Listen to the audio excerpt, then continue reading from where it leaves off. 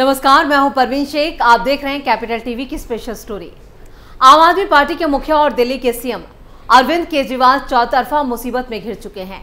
उनके बचने का हर रास्ता बंद होता जा रहा है। आम आदमी पार्टी के नेता जितना केजरीवाल को बचाने की कोशिश करते हैं, उतनी ही और मुश्किलें उनके लिए पैदा कर देते हैं। इस बीच ईडी भी केजरीवाल को लेकर काफी चौकन्नी हो गई है। इस बार ईडी के तगड़े एक्शन से केजरीवाल टेंशन में आ चुके हैं। तो कैसे ईडी बनी केजरीवाल का काल, विस्तार से बताते हैं हम आपको अपनी इस स्टोरी में। केजरीवाल की न्यायिक हिरासत बढ़ाई जाए।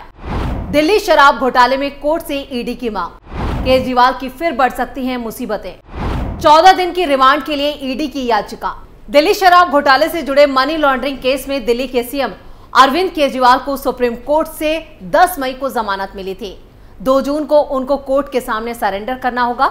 इससे पहले ईडी ने सरेंडर के वक्त उनकी 14 दिनों की न्यायिक हिरासत की जो मांग करते हुए राज एवेन्यू कोर्ट में याचिका दाखिल कर दी है, जिसमें कहा है कि आवेदन बहुत सावधानी से पेश किया जा रहा है और हम ऐसी स्थिति नहीं चाहते जहां वो कहे कि हमने समय पर इसे पेश नहीं किया। कोर्ट ने कहा कि आपने न्यायिक हिरासत क्यों मांगी है, वो अंतरिम जमानत पर है।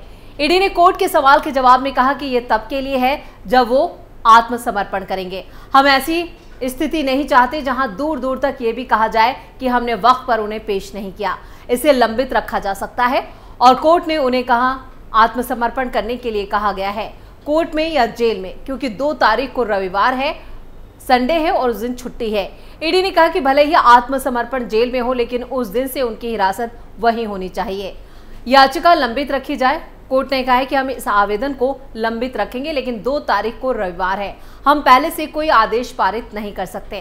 तो इधर जांच एजेंसी ने कहा है कि इसे रिकॉर्ड पर लिया जा सकता है और 2 तारीख को उनके निवास से लिया जा सकता है। कोर्ट ने कहा है कि या फिर ड्यूटी पर मौजूद जज इसे देख सकते हैं। हम इसे इस निर्देश के साथ रिकॉर्ड पर ले सकते हैं कि इसे 2 तारीख को ड्यूटी पर मौजूद जज द्वारा लिया जा सके। ईडी ने कहा है कि सुप्रीम कोर्ट का निर्देश है, इसलिए हमें यह मानकर चलना होगा कि वो आत्मसमर्पण कर देंगे। दिल्ली आबकारी नीति में घोटाले से जुड़े मनी लॉन्ड्रिंग मामले में ईडी ने राज एवेन्यू कोर्ट को बताया कि अरविंद केजरीवाल को सुप्रीम कोर्ट से अंतरिम जमानत जरूर मिली हुई है। सुप्रीम कोर्ट ने 2 जून को केजरीवाल को सरेंडर करने का आदेश दिया है। केजरीवाल को न्यायिक हिरासत में भेजने के ईडी के आवेदन पर राज एवेन्यू कोर्ट में 2 जून को सुनवाई होगी। 1 जून तक के लिए अंतरिम जमानत। 21 को ईडी ने किया था गिरफ्तार। ईडी ने अब तक 18 आरोपियों को किया है गिरफ्तार। सप्लीमेंट्री चार्जशीट पर 21 मई को सुनवाई। पिछले दिनों सुप्रीम कोर्ट ने दिल्ली शराब घोटाले से जुड़े मनी लॉन्ड्रिंग मामले में मुख्यमंत्री अरविंद केजरीवाल को अंतरिम जमानत दे दी। केजरीवाल को 1 जून तक के लिए अंतरिम जमानत दी गई और कोर्ट ने इस दौरान कहा था कि चुनावों से 48 घंटे पहले हम केजरीवाल को पर्याप्त समय दे रहे हैं। केजरीवाल के चुनाव प्रचार पर कोई पाबंदी नहीं, लेकिन उन्हें 2 जून को हर हाल में सरेंडर करना होगा। दिल्ली के शराब घोटाले में ईडी ने मुख्यमंत्री अरविंद केजरीवाल को 21 मार्च को गिरफ्तार किया था और इससे पहले ईडी ने उन्हें इस मामले में पूछताछ के लिए 9 समन भी जारी किए थे। हालांकि अरविंद केजरीवाल किसी भी समन पर पेश नहीं हुए थे।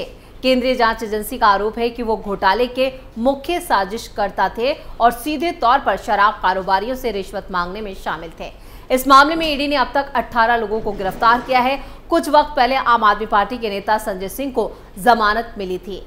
ईडी ने कहा है कि एजेंसी केजरीवाल पर अपनी जांच में सहयोग नहीं करने और आप द्वारा किए गए अपराध के लिए परोक्ष रूप से उत्तरदायी होने और पार्टी के राष्ट्रीय संयोजक होने और उनकी भूमिका और रोजमर्रा के मामलों में आम आदमी पार्टी के कामकाज में सक्रिय भागीदारी के आरोप लगा सकती है।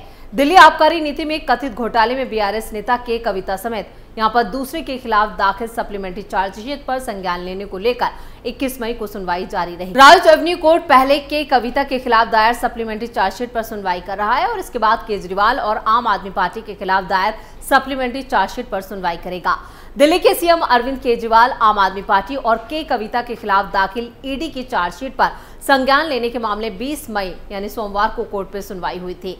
चार्जशीट पर संज्ञान लेने पर 20 मई को सुनवाई पूरी नहीं हो सकी और 21 मई को भी चार्जशीट पर संज्ञान लेने पर कोर्ट में सुनवाई जारी रहेगी। मामले की सुनवाई के दौरान ईडी ने कहा कि चैरिटी मीडिया के कर्मचारी प्रिंस कुमार को 16 लाख रुपए हवाला के जरिए मिले थे। ये डेटा इनकम टैक्स विभाग से हासिल किया गया और इसके साथ ही 5 व्हाट्सएप डेटा मिले हैं, जिसमें एक आरोपी अरविंद कुमार का नाम है, जिसने अंग इंडिया यानी हवाला कारोबारी के जरिए चरणप्रीत सिंह को गोवा में पैसे भेजे। दिल्ली शराब घोटाला मामले से जुड़े सीबीआई मामले में आरोपी बीआरएस नेता के कविता की न्यायिक हिरासत भी 3 जून तक के लिए बढ़ा दी गई है। राउज एवेन्यू कोर्ट ने कविता की न्यायिक हिरासत बढ़ाई है। शराब घोटाले में पहली बार कोई पार्टी बनी आरोपी। घोटाले में केजरीवाल और आम आदमी पार्टी है आरोपी। ईडी ने सुप्रीम कोर्ट में खोला सबसे बड़ा राज। दिल्ली शराब घोटाले से जुड़े मनी लॉन्ड्रिंग केस में सीएम अरविंद केजरीवाल की गिरफ्तारी को चुनौती देने वाली याचिका पर 17 मई को भी सुनवाई हुई। इस दौरान ईडी ने सुप्रीम कोर्ट को बताया कि दिल्ली की सत्ता पर काबिज आम आदमी पार्टी को शराब नीति घोटाले मामले में आरोपी बनाया गया है। दिल्ली के मुख्यमंत्री अरविंद केजरीवाल ने दायर याचिका पर सुनवाई के दौरान अतिरिक्त सॉलिसिटर जनरल यानी एसवी राजू ने सुप्रीम कोर्ट को ये बताया कि अभियोजन पक्ष शिकायत दायर की जा रही है और आपको आरोपी बनाया गया है। ईडी ने दिल्ली के मुख्यमंत्री अरविंद केजरीवाल और आम आदमी पार्टी के खिलाफ सप्लीमेंट्री चार्जशीट दाखिल की। इस मामले में यह 8वीं चार्जशीट थी। हालांकि आरोप पत्र अभी कोर्ट के सामने रखे जाने बाकी है। इधर फाइलिंग काउंटर पर फाइलिंग हो चुकी है। जांच एजेंसी का आरोप है कि साउथ ग्रुप को 100 करोड़ रुपए की रिश्वत दी गई थी, जिसमें से 45 करोड़ रुपए का इस्तेमाल आम आदमी पार्टी ने 2022 के गोवा विधानसभा चुनाव प्रचार में किया था। एएसजी राजू ने अदालत को बताया था उस वक्त की रिश्वत के हवाला के माध्यम से ये पूरी जो रकम थी वो हवाला के जरिए भेजी गई थी। ईडी ने मामले में अब तक 7 आरोप पत्र भी दाखिल कर दिए और 21 मार्च को अरविंद केजरीवाल और 15 मार्च को के कविता समेत 18 लोगों को अब तक गिरफ्तार किया जा चुका है। इस मामले में पिछले साल मार्च में ही पूर्व उप मुख्यमंत्री मनीष सिसोदिया को भी गिरफ्तार किया गया था और वो अभी भी न्यायिक हिरासत में है। पिछले दिनों दिल्ली हाईकोर्ट ने एक अहम टिप्पणी करते हुए कहा था कि राजनीतिक पार्टियां भी मनी लॉन्ड्रिंग कानून की धारा 70 के दायरे में आती हैं। कथित शराब घोटाले मामले में prevention of money laundering act यानी पीएमएलए की धारा 70 भी लागू होती है। धारा 70 किसी कंपनी की ओर से किए गए अपराधों के लिए सजा का प्रावधान करती है। अब ईडी ने इस मामले में आम आदमी पार्टी को भी आरोपी बना दिया है। क्या है ये धारा 70? पीएमएलए की धारा 70 कंपनियों की ओर से की जाने वाली मनी लॉन्ड्रिंग की जांच के लिए लगाई जाती है, जिसमें कहा गया है कि जब कोई कंपनी मनी लॉन्ड्रिंग करती है तो हर एक व्यक्ति जो अपराध के उस वक्त कंपनी का प्रभारी या जिम्मेदार था उसे भी दोषी माना जाएगा और उसके खिलाफ कार्रवाई की जाएगी। हालांकि इस धारा में से भी प्रावधान है कि किसी व्यक्ति पर मुकदमा तब तक नहीं चलाया जाएगा जब वो ये साबित कर सके कि मनी लॉन्ड्रिंग उसकी जानकारी के बगैर हुई थी या उसने इसे रोकने की भरसक कोशिश की थी। इस धारा में एक अपवाद भी जोड़ा गया है। इसके मुताबिक कंपनी एक अलग लीगल एंटिटी भी है, लिहाजा उसके कर्मचारी या उसे चलाने वाले व्यक्तियों के खिलाफ स्वतंत्र रूप से भी मुकदमा चलाया जा सकता है। इस मामले में कैसे आई धारा 70? ईडी ने आम आदमी पार्टी को कंपनी माना है। हाईकोर्ट में सुनवाई के दौरान ईडी की ओर से पेश additional solicitor general SV Raju ने बताया था कि सबूतों से पता चलता है कि आम आदमी पार्टी ने रिश्वत के पैसों का इस्तेमाल गोवा विधानसभा चुनाव में प्रचार के लिए किया था। उन्होंने कहा था कि इस मामले में आम आदमी पार्टी को फायदा हुआ और उसने अपराध किया। इस मामले में अब आम आदमी पार्टी यहां पर एक व्यक्तियों का समूह यानी एक ग्रुप बन गया है और पीएमएलए की धारा 70 के दायरे में सिर्फ रजिस्टर्ड कंपनियां ही नहीं बल्कि व्यक्तियों का एक ग्रुप भी आता है। एएसजी राजू ने दलील दी थी कि हो सकता है कि आप पूरी तरह से एक कंपनी ना हो, लेकिन आप व्यक्तियों का संघ है, इसलिए आम आदमी पार्टी एक कंपनी हुई और इस तरह से आपको भी आरोपी बनाया गया। शराब घोटाले में फंसे केजरीवाल ने अपने साथ साथ पूरी आम आदमी पार्टी की छवि को भी दागदार कर दिया है। 2024 लोकसभा चुनावों के बीच शराब घोटाले ने केजरीवाल को लेकर लोगों के भरोसे को पूरी तरह से तोड़ दिया है। न सिर्फ दिल्ली बल्कि पंजाब में भी केजरीवाल को शराब घोटाले से बड़ा नुकसान उठाना पड़ेगा।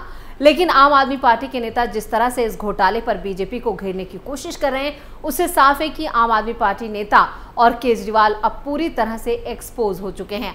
अब 2 जून को केजरीवाल जैसे ही सरेंडर करेंगे वैसे ही वो न्यायिक हिरासत में चले जाएंगे और ईडी ने इस बार वक्त से पहले ही कोर्ट में केजरीवाल के खिलाफ याचिका दाखिल करके बाजी जीत ली है। अब केजरीवाल का कोई हथकंडा काम करता नहीं दिख रहा है। स्पेशल स्टोरी में इतना ही। वीडियो कैसा लगा नीचे कमेंट करके अपनी राय जरूर दें। वीडियो को लाइक करें, शेयर करें और कैपिटल टीवी को सब्सक्राइब जरूर करें। नमस्कार।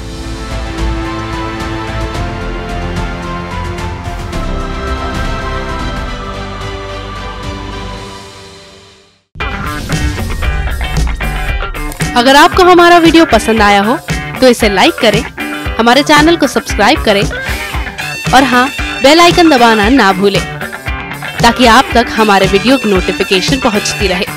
आप अपना सुझाव हमें कमेंट बॉक्स में दे सकते हैं। हमारे साथ जुड़ने के लिए शुक्रिया।